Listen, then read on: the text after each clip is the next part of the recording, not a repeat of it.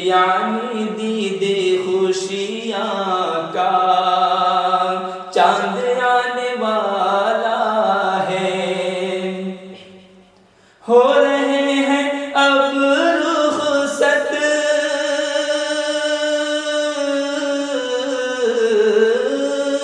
हो रहे हैं अब रुखसत रोज माहे रमज़ान के, रोज माहे रमज़ान के। अब तो माहे इरफा का, अब तो माहे इरफा का चांद आने वाला है। यानी दीदे खुशियाँ का चांद आने वाला है। दो रिकात पढ़ कर हम,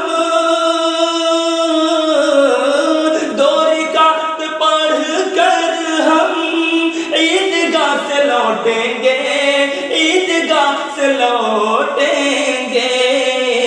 ये खुशियों और ईमान का, खुशियों और ईमान का चांद आने वाला है।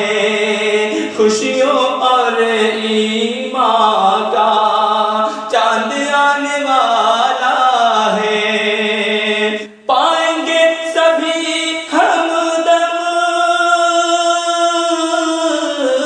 पाएंगे सभी हमदम यौम जायज़ा तोहफा, यौम जायज़ा तोहफा। यानी माहे, यानी माहे गुफ़रान का, यानी माहे गुफ़रान